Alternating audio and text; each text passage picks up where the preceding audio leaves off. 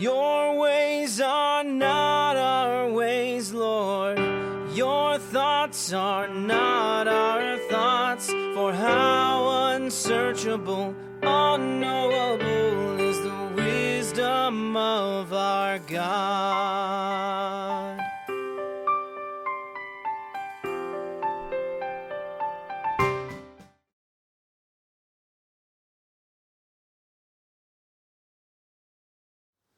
Bonjour frères, bonjour sœurs, nous sommes dans notre émission L'heure de la sagesse avec le pasteur Dominique. Aujourd'hui, nous avons une invitée qui est avec nous aujourd'hui, elle va se présenter elle-même. Je suis Maman Amy Somwe, je suis la femme du pasteur et le coach du succès, le pasteur Dominique Somwe, et je suis dans la joie d'être avec vous aujourd'hui. Et aujourd'hui, nous allons passer très vite en revue de notre histoire. Nous nous sommes rencontrés il y a 36 ans et nous avons été ensemble à l'université, nous avons étudié ensemble, nous nous sommes mariés, nous sommes venus là où nous sommes aujourd'hui. Et en termes de finances, tout ce que nous avons ensemble, nous les avons acquis ensemble. Donc tout ce que nous connaissons sur l'intelligence financière, ça a été une expérience que nous avons eue ensemble. Et cette expérience a commencé peut-être avec elle qui avait un peu plus d'expérience sur le plan financier à cause de sa famille. Oui, je disais qu'on s'est rencontrés à l'université depuis qu'on était à l'université en 1986. Oh, pour quelqu'un qui est en train de me regarder, il dit, vous êtes rencontrés en 86? Oui, c'était en 86 qu'on s'est rencontrés alors qu'on était à l'université. Et les fiançailles académiques, ça marche aussi, hein, parce que nous, ça fait longtemps qu'on s'est rencontrés depuis l'université, et puis on s'est mariés, et on est là jusqu'à présent, et on est ensemble, et on est contents et tout. Mais comme Dominique disait, nous sommes, moi j'ai un background là où j'ai eu des parents qui étaient commerçant, et c'est là où j'ai appris un peu à voir que c'était possible de ne pas travailler mais d'avoir un revenu qui peut non pas seulement te faire vivre, payer les études de tes enfants et t'aider à être vraiment bien dans la vie. Ça, j'ai eu ça de mes parents, juste pour les gens qui sont là et qui voient ce que les parents font et qui pensent que ça n'a rien à faire avec vous. Ça a quelque chose, il y a toujours une expérience que tu peux tirer de ce que les parents ont fait. Tu peux améliorer ça, mais déjà, ce qu'ils font, ça peut déjà t'aider à avoir une idée en termes de finances. Moi, par contre, mes parents, mon père était travailleur à la poste toute sa vie. Il a travaillé à la poste et il a eu sa pension à la poste. Et ma mère, c'était une ménagère. Donc, en termes d'exposition dans les histoires des finances à la maison, donc je n'ai connu qu'un papa qui a travaillé à la poste et une maman qui était ménagère. Donc, c'est tout ce que j'ai appris des finances. Par contre, j'ai grandi dans une petite ville minière où les gens qui étaient élevés dans la société, ils étaient soit médecins, soit ingénieurs. Alors, je me suis décidé, pour être bien dans la vie, comme j'étais intelligent à l'école, il fallait que je m'applique à devenir soit médecin, soit ingénieur.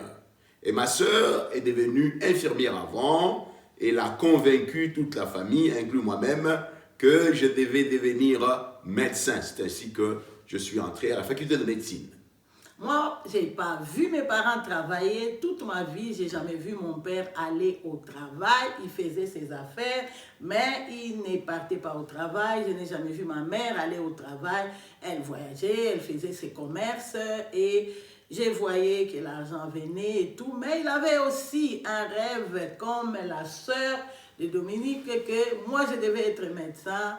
Et ça s'est fait que je suis partie à l'université, j'ai fait la médecine et je crois que les rêves aussi de nos parents, de nos sœurs peuvent nous aider. Je ne sais pas ce que la sœur infirmière avait pour faire que son frère puisse être médecin. Peut-être les médecins l'a dérangé, lui donner les ordres et elle a dit, bon, comme je n'ai pas fait la médecine, mon frère va devenir médecin pour aussi donner les ordres. Mais moi, je suis devenue médecin. Mais je savais toujours que je pouvais faire un peu plus d'argent en faisant ce que mes parents faisaient, bien que j'étais médecin, et c'est ce que j'ai essayé aussi d'appliquer dans ma vie.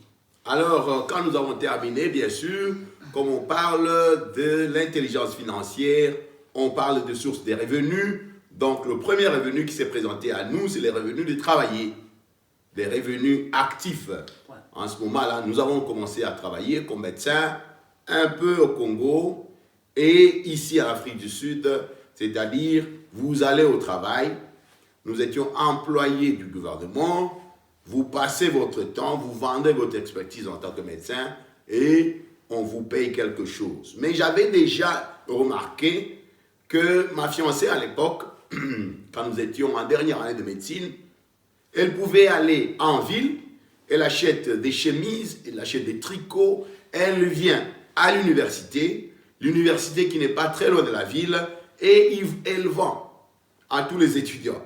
Et à la fin du mois, ces étudiants commencent à lui payer. Et ça m'intriguait, puisque moi, je n'étais pas exposé à ce genre de choses. Pour moi, les revenus ne devaient venir que du travail. Et maintenant, je remarque qu'au fait, il y a une autre source de revenus déjà qu'elle créait, et c'est là, elle a continué même quand on travaillait comme médecin. Oui, quand on travaillait comme médecin, les salaires venaient, mais je voulais multiplier ces salaires-là, je n'étais pas pour juste prendre les salaires dépensés et puis commencer à attendre un autre salaire. Je me disais que les 1 que j'ai ici, ça peut devenir 2, ça peut devenir 5. Et c'est comme ça que, en dehors de mes heures de service, on a commencé à vendre des petites histoires aux infirmiers, aux médecins, comme c'était à l'université. Et ça créait un autre genre de revenus que j'utilisais les autres heures. Au lieu d'être sur Internet ou quoi, je pense que j'utilisais plus ce temps pour faire mes propres affaires. Et ça a évolué et c'était devenu un autre revenu en dehors du revenu qu'on avait du gouvernement. Ça, c'était un revenu qui venait de nos propres affaires. Alors, vous voyez déjà ce qu'on est en train de développer ici, c'est qu'on commence avec une source de revenus, employée du gouvernement, et petit à petit, on commence à diversifier les sources des revenus. Vous travaillez au gouvernement et pendant vos week-ends libres, vous avez aussi des médecins qui ont leur cabinet privé, qui ont parfois besoin des gens pour le couvrir le week-end. Vous allez travailler là-bas et vous créez une autre source de revenus. Madame travaille au gouvernement, une source de revenus, elle commence déjà à faire des ventes, les habits auprès des infirmières, auprès des gens, ça crée aussi une autre source de revenus. Et à partir de cette vente-là, vous ouvrez un magasin, vous commencez à vendre des habits. Un magasin devient 2 magasins, les 2 magasins deviennent 3 magasins, les 3 magasins deviennent 4 magasins, donc vous avez maintenant d'autres sources de revenus. Ça fait partie de la diversification de sources de revenus. Pratiquement après, busy, tous les 2 revenus là-bas, c'était des revenus actifs parce que ça dépendait de notre présence. Il fallait voyager, il fallait travailler. Si vous n'êtes pas là, ces revenus devenaient 0. C'est pratiquement au même moment que j'ai lu les livres de Robert Kiyosaki, Père riche, Père pauvre, et il expliquait que si ton revenu n'est que actif, c'est-à-dire si tu n'es pas là, ce revenu va devenir 0. Il comptait tous ces gens là-bas comme des pauvres et il disait qu'ils n'avaient pas de sécurité et les autres, il les appelait riches, ils étaient peu mais ils contrôlaient un grand pourcentage des revenus dans le monde et ceux-là, c'était des gens qu'il appelait riches et il disait que ces riches avaient un revenu passif. C'était un revenu qui ne dépendait pas de leur présence et pour moi, quand j'ai lu ça, j'ai dit donc que selon ces types, malgré tout ce qu'on a ici, ils nous appellent pauvres. Je n'avais pas aimé et la façon dont il décrivait, il a décrit l'immobilier comme une façon de créer un revenu passif. C'est comme ça qu'on s'est décidé de commencer à investir dans l'immobilier et ça nous a permis de commencer à avoir une troisième source de revenus qui était un revenu passif parce qu'on faisait louer maintenant des maisons qu'on achetait. Donc, il y a encore une autre source de revenus qui vient de l'immobilier. Et en même temps, l'évolution que j'ai eue, moi en tant que médecin, je suis allé des généralistes, je suis devenu spécialiste. Et en devenant spécialiste, vous ne travaillez plus pour le gouvernement. J'ai arrêté de travailler pour le gouvernement et j'ai commencé à travailler pour moi-même. Je deviens ce qu'on appelle self-employed. En quoi? En anglais. Et ça crée une autre façon de raisonner dont nous allons toucher tout à l'heure. En même temps, en ce moment-là, on commence aussi d'autres affaires.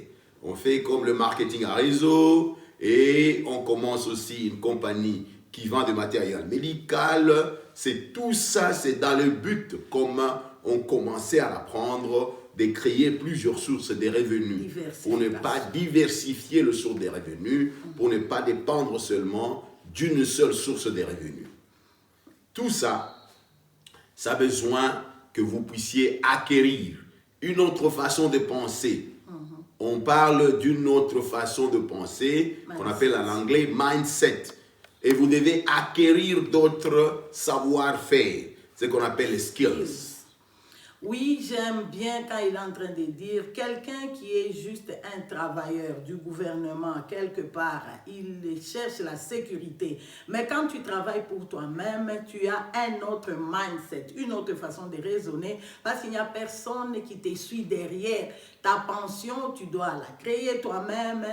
Ton assurance, quand tu es malade, tu ne peux pas aller demander au gouvernement. Si tu veux aller en vacances, ton revenu va tomber. Tu dois savoir avoir toutes ces assurances, des protections et tout ça. Et tu dois changer ta façon de raisonner. Tu ne peux pas réfléchir comme quelqu'un qui travaille pour le gouvernement, comme un employé. Mais tu dois changer ta façon parce que tu es le boss de toi-même et tu dois changer ta façon de faire les choses.